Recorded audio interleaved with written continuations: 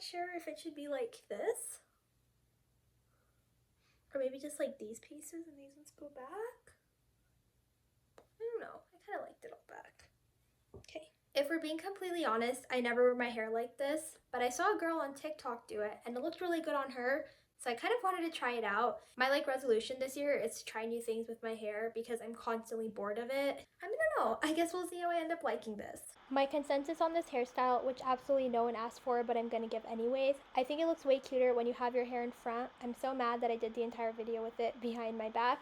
And I think it looks good for like a few minutes, but it gets really messed up easily and you constantly have to touch it up. And I feel like the back of it looks really terrible, so I don't know. I read every single one of my comments, and I always have someone telling me about how excited they are to get their first rabbit. Now, don't get me wrong, I'm just as excited for you, but every time I hear someone's going out to buy a single rabbit, my heart breaks a little bit. I'll be the first to admit that having a bonded pair of rabbits isn't easy. I have 2 males. They were separated for an entire month, one of those weeks being my finals week of college, which was extremely stressful. And after many weeks of rebonding, which was very slow, very painful for both me and the rabbits, they finally started doing okay. And even now, they still need a lot of monitoring. I'm having to do a lot of accommodations in the rabbit room to make sure that they have space separated from each other. And it's quite a bit of cleaning because they're territorial marking because they've just recently been rebonded. So having a bonded pair isn't necessarily easy, but I genuinely believe it's what's best for the rabbit. And I also genuinely believe that there's no valid excuse to buy a single rabbit in 2021. I completely understand that some of you might be in the situation where you have a single rabbit now and you aren't able to get them a bonded companion right away. Bonding rabbits is very difficult and it's not always a surefire process. So if you have a single rabbit and you aren't prepared to house 2 rabbits separately, I wouldn't suggest going out and getting a second rabbit. However, if you don't have a rabbit yet, I really don't think that there's any good reason for you to buy a single rabbit. And here's why. The first is that rabbits are social animals. Say what you want about rabbits needing to live in pairs or not needing to live in pairs. The fact is, rabbits are a social species. Our domesticated rabbits are descendants of the European rabbits, and the European rabbits live in very big groups and are extremely social. So now that we've established that rabbits are social species, the question really is whether a human, us, can be a substitute for another rabbit. In my opinion, it can work, but we as humans are very poor substitutes for another rabbit. For one, we can't be with our rabbit 24/7 the way another rabbit could. Even if we could, we're really not as good as a fellow rabbit. For one, we can't groom our rabbit, we can't play with them, we can't flop with them, and most importantly, we can't communicate with them. Even though it kind of feels like your rabbit understands you and you understand your rabbit, you're really not speaking to them in their language. Our goal as pet owners should be to provide the most enriching lives for our animals. Our goal is not only to have our animals survive, but to thrive. And in order to have an enriching lifestyle in all aspects, that includes their social life. And part of that means providing them with a bonded companion. I also think the whole question of whether humans can be a substitute for another rabbit is really sad because our goal as pet owners shouldn't be to have our animals survive. And even if your single rabbit is happy on their own, there's no denying the fact that having a second rabbit would be greatly enriching for their lives. Another thing to consider is that it's already becoming much more common to keep rabbits in pairs, and in many countries, it's actually illegal to have single rabbits, and many shelters, especially in the UK, have policies where they won't adopt out single rabbits. Even though in the US, it's still very normal to have single rabbits, our care standards here are so behind other countries like the UK, Germany, Denmark. So I think it's really important for those of us who live in America that we don't just follow the norms here and we look to other countries. I think the most important reason to not get a single rabbit is a rabbit's lifespan. Rabbits live 8 to 12 years, and with the pace things are going,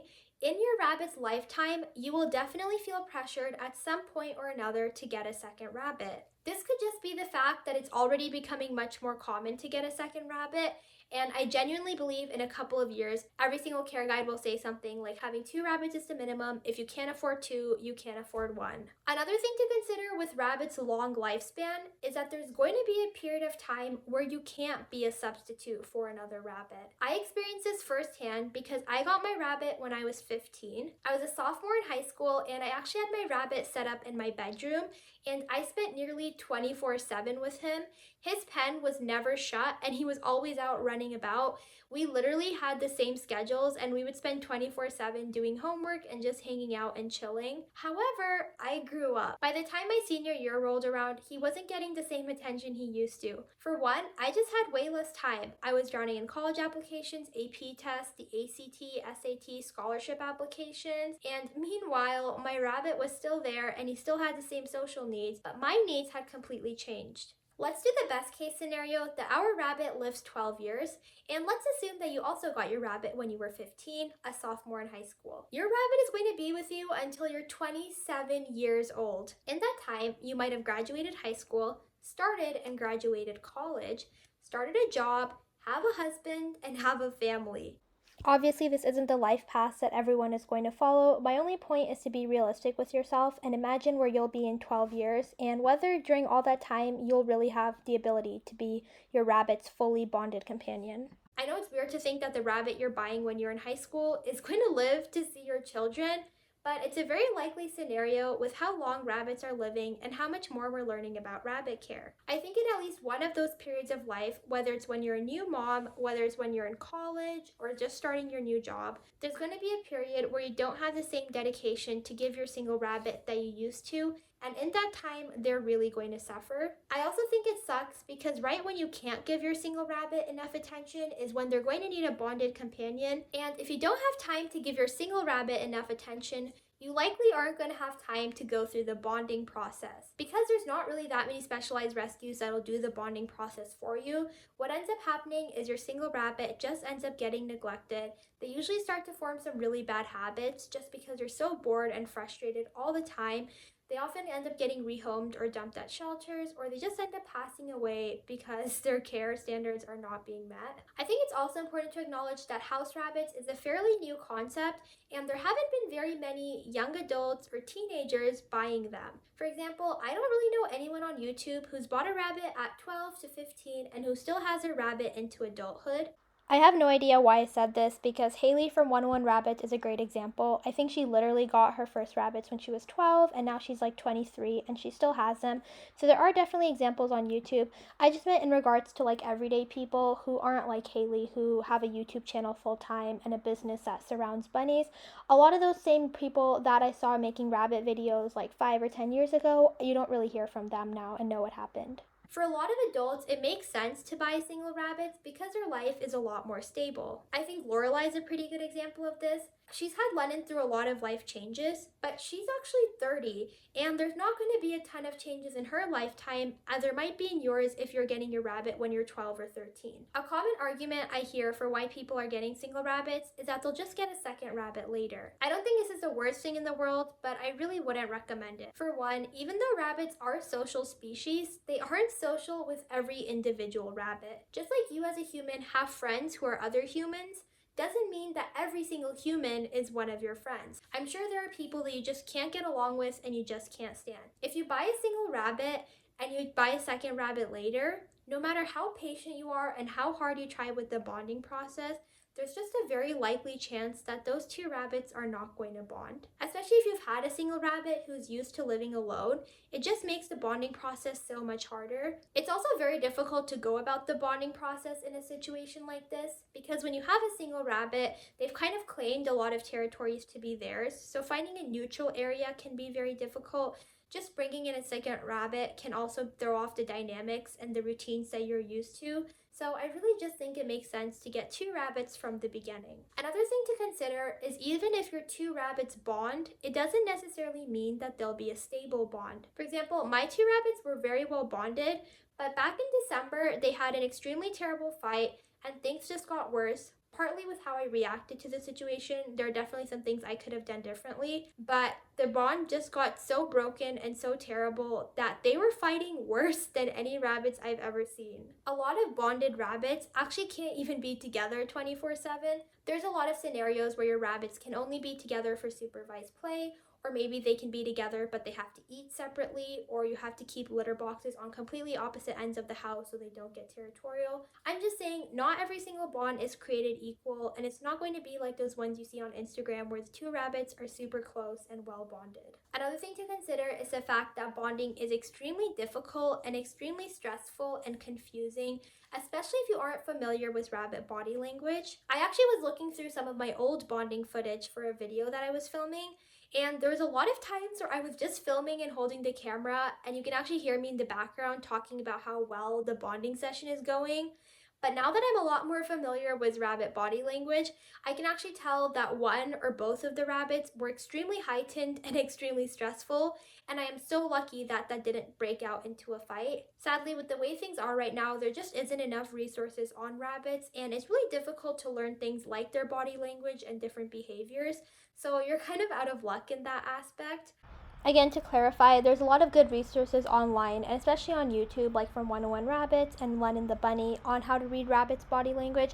I'm just saying, in regards to like how you could have a dog trainer come to your house and help you understand dog behavior, you really can't have the same thing with rabbits, and I truly believe seeing and experiencing are very different. Another thing that a lot of people won't tell you, because it discourages people from buying a second rabbit, is that the bonding process can actually hurt your bond with the first rabbit. There's this misconception going around that if you have a bonded pair of rabbits, your first rabbit will stop being affectionate to you. Now, this isn't necessarily true. There's no limit on the number of friends or bonded companion that your rabbits can have.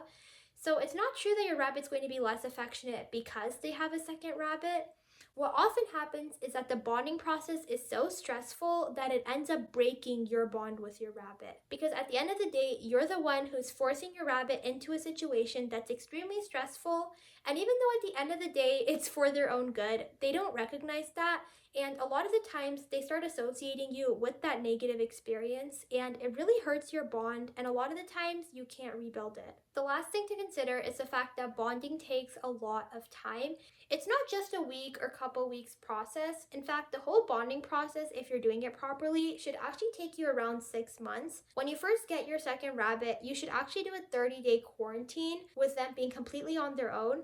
Especially if you have a baby rabbit and you want to get them neutered or spayed, you'll need to do that, and then you'll need to do another 30 days for recovery and to make sure that the hormones are fully flushed out of their body. And as for the bonding process, the best thing you can do is to take it slowly, and that'll be first introducing them to each other's scents, and then having them housed right next to each other for as long as you possibly can, and then doing very loose introductions in neutral territories. If you go about the whole process properly and everything goes well, it's going to take you a couple of months, and if you have any hiccups along the way, you're just going to end up prolonging it. A lot of people tell me that they're going to get a second rabbit as soon as they don't have time to give their first rabbit the dedication that it needs. But the fact is, the second you don't have time to give your first rabbit all the attention they need and you get a second rabbit, you're not going to have time to go through the bonding process.